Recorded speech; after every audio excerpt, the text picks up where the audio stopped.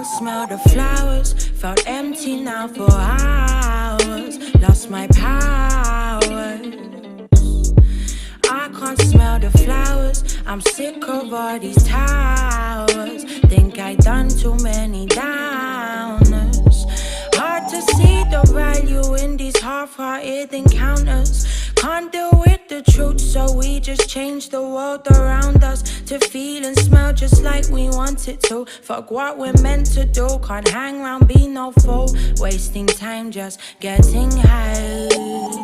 You see my thick thighs, lost when you look into my brown eyes. See my little ways can make you switch sides. You know, take time, you know, stare around whenever I see bad mind. Before you come my way, make sure you think twice. Look into my eyes, but I can never see eyes. I can point a gun, but you know I could never lie. Come through, I can show you something you can run to.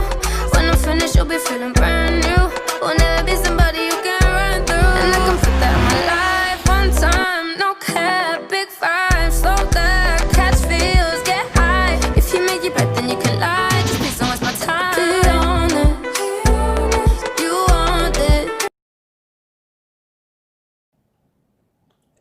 Recently, I found out that rose water isn't good for your skin.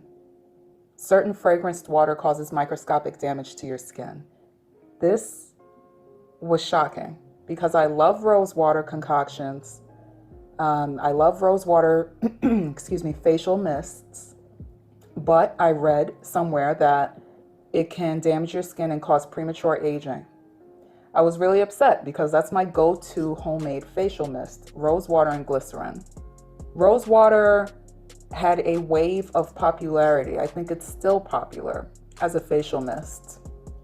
And it's just trending right now and it's marketable. So I can't find anything, or I couldn't find anything against it online. I couldn't find anything to back up this one post that I found saying that rose water could potentially damage your skin. Okay, so I believe what I heard about it though, based off of what I read, and unfortunately I don't have that. So I decided to switch over to green tea, just to be on the safe side. Make a green tea, aloe vera, and glycerin facial mist. I don't recommend this. My face, it felt really dry. It looked dull. So anyway, I'm looking up reviews and I'm looking up recipes for this facial mist before I make it.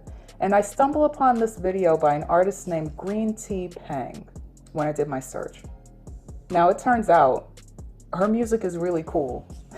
And I really liked the video that I stumbled on, and I liked the song, and she had a really cool vibe. And I couldn't help but notice that she's a light-skinned or biracial woman who looks the way that she does. I don't see anything talking about colorism on any of her pages, and I see nothing but support for her and a fan base. She hasn't been canceled. No one tried to cancel her. No one says anything bad about her skin color, etc. It had me thinking about light skin and biracial women and others and assimilation. So I would consider this a continuation of my other videos where I talked about social comparison theory. And I broke that down and how that plays out in the Black community. When it comes to light-skinned people in the Black community, they feel that they have to assimilate for survival, acceptance, and opportunity in work, dating, and other things that people need for their livelihood. I find that light-skinned people do specific things to achieve this, to assimilate, and they need to fit in a specific category in order to be accepted. So you have different comparisons that people make when they make social comparisons, which is essentially when a person compares themselves to other people to figure out how they rank. Downward comparisons, which is comparing yourself to someone else that you feel is beneath you, with that, you have what's referred to as contrast and assimilation. So contrast is to contrast against. And that refers to the heightened self-esteem that a person achieves after attaining information about a less fortunate person and distancing oneself from that person or even looking down on the person. Assimilation is to identify with. And it's when an individual can identify the similarities between the self and the other. Identifying with others can move a person away from self-preoccupation and the concept of a separate self. It can also bring about compassion and positive interpersonal relationships. So in terms of light-skinned people and the Black community, what do we usually see happening? Do light-skinned community members contrast against or identify with? I think it would make more sense that they identify with, even though I feel like the greater community, brown community, would say that it's the former. So the following are things that allow light-skinned people to do that better, to assimilate, or allows them to be accepted by the greater Black community. Okay, so basically to survive within this community, within the society, light-skinned people have to do certain things. Number one, light-skinned women have to generally be undesirable. So you could do a lot of different things to be undesirable. You can have an undesirable personality. So let's start with being extremely ghetto. Everybody knows the extremely ghetto light-skinned girl or woman, the extremely ghetto white chick, the extremely ghetto Asian chick, Indian chick. Anybody who finds themselves in the Black community or in a Black society and they're not Black, they're going to turn into that. Are all Black societies or communities ghetto and require them to do that? Not all of them, no, but you know what I'm talking about. So let's bring it back to light-skinned women. She usually has to act out, or rather be extra, do extra things to be down, to show her allegiance to her Blackness, right? And to the other Black people. So they're usually 20 times more ghetto than the other people in the community, if it's that type of area. Now, this keeps them safe because the community people look down on the fact that you had to change your entire personality for them, to please them, to gain their acceptance. And they end up feeling superior to you because of that. So in their minds, they won. You're altering yourself for them. So they don't have any bones to pick with you. Moving on, you could also be generally unattractive or thick. Now listen, I'm gonna stop the 1,000 disclaimers that you need to give when you say things like this. These are qualities that are generally way less desired by people, both men and women, aesthetics wise. So you could also be thick, right? Now, thick means that you're desirable in the Black community. Light-skinned women get thick on purpose. Thick in the Black community is attractive, but not by universal standards. A fit body is. Thick people are secretly still threatened by a fit chick. They'll never admit it, even in the Black community, even though thicker women are more desired. They're at the top. And part of the reason for that is a thick chick knows that she can only be desired or popular in places where people like thickness, and that limits her access and her power. So her desirability only exists in the Black community, not every community. But anyway, light-skinned women tend to get thick on purpose. This helps them. This helps them be accepted. This helps them be more like everyone else in the community.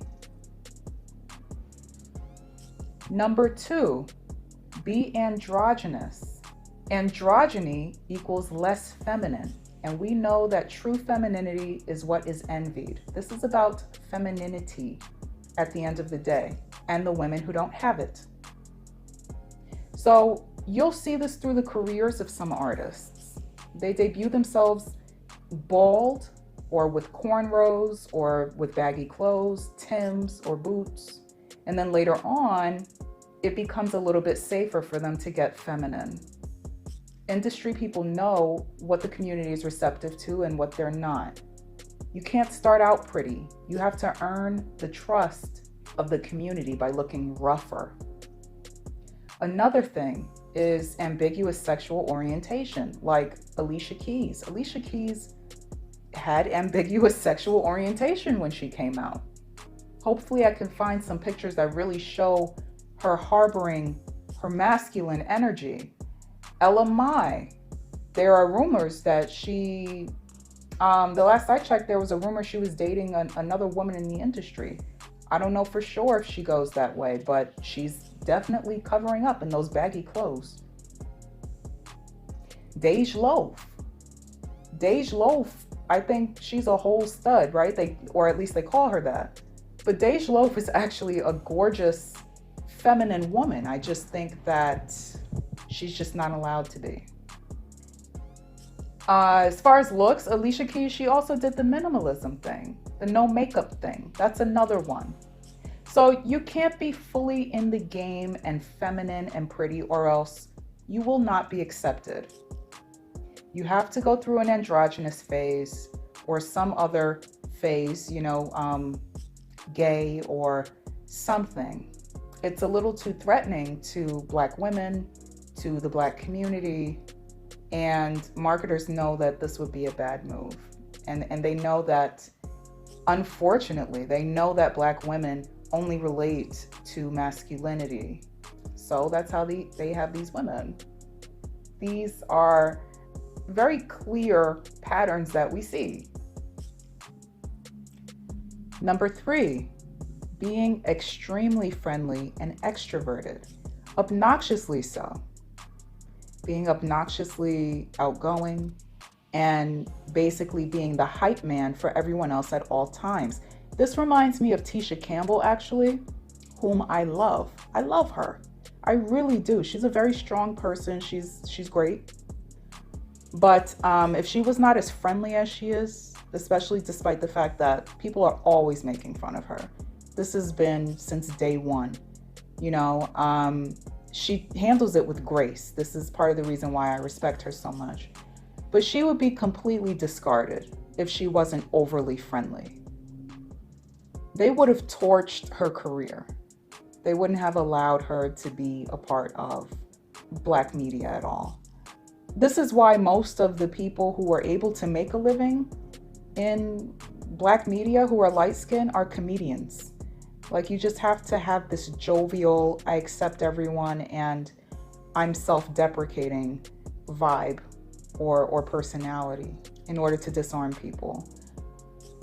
So as far as Tisha Campbell, some people might say that her outgoing nature, that's a quality of, or friendly nature rather, that's a quality that's a part of having good social skills, but it's different for light-skinned people. They're forced to be overly friendly in order to get along with those around them.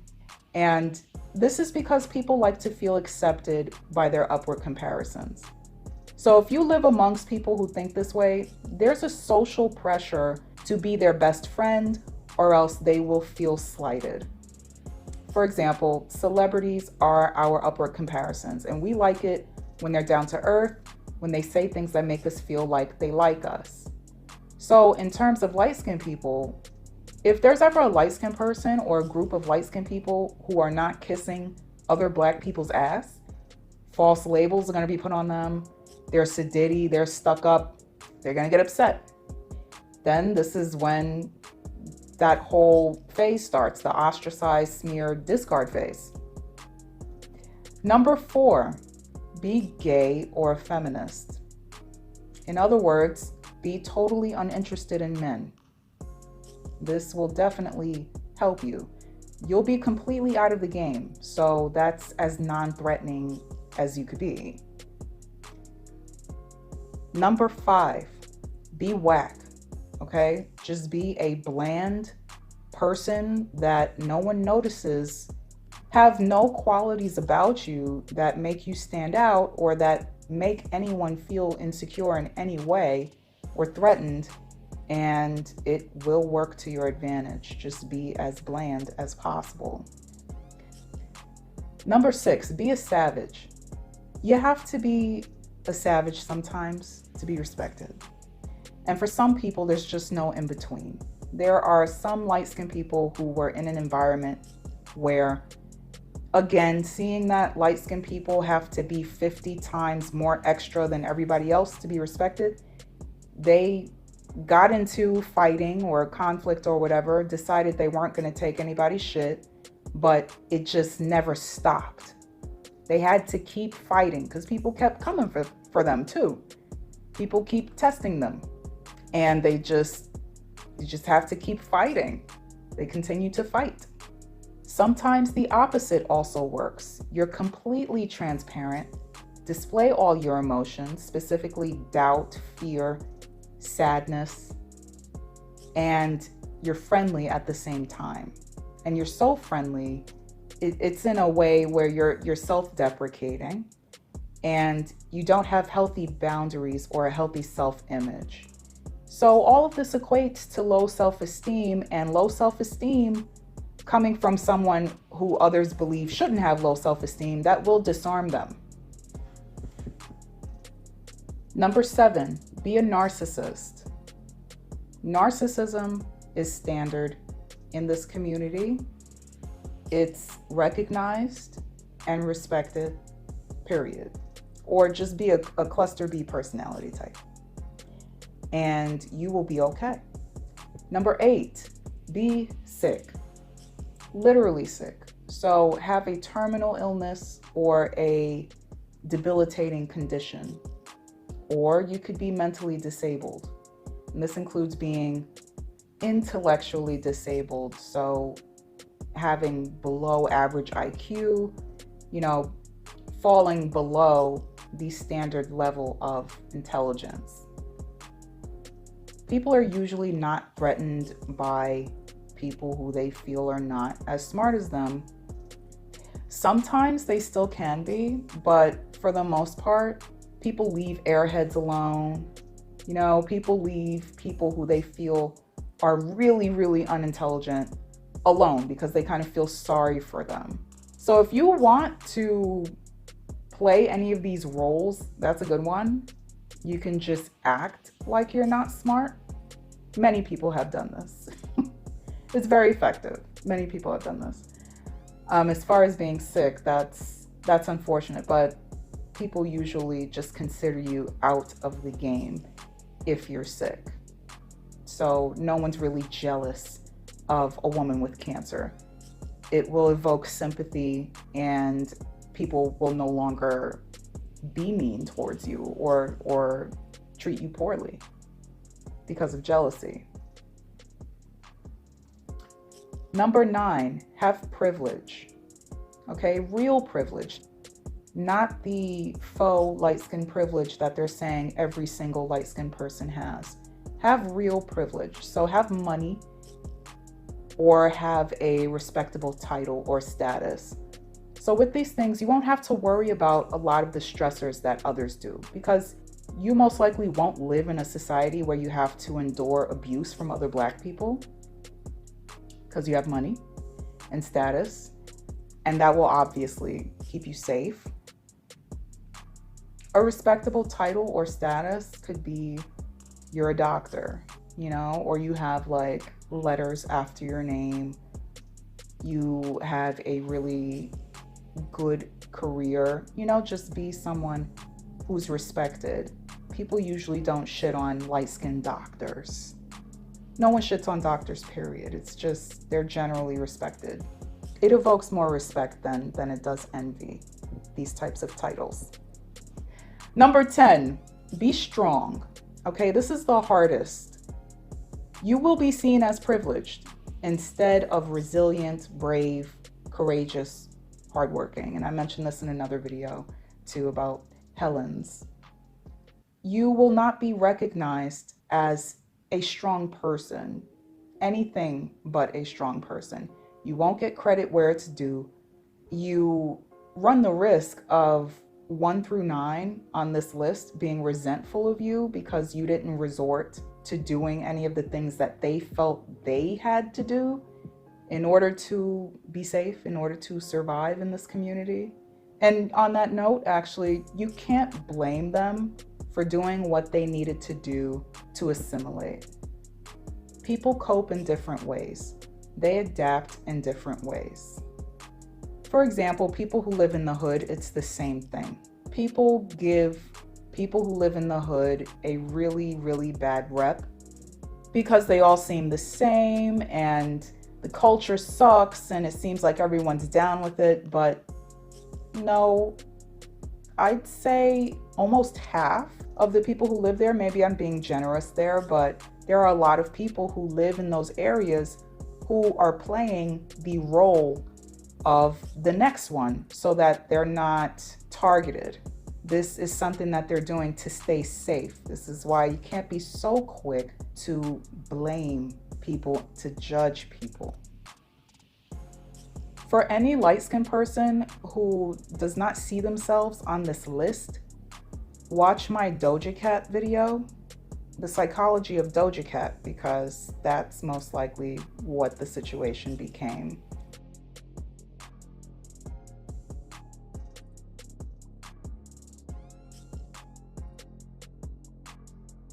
Embrace what you're great at, but never ever give up what you love. For a long time I did, because I started to listen to people telling me that I couldn't sing or I couldn't do this and I couldn't do that. Everybody can fall victim to that in a hot minute. And I did. And so after hearing it so many times, one can start to believe them. Okay? You don't do that. You do everything. And whatever hits, then you ride. You ride that horse until it falls down. Okay? But embrace everything.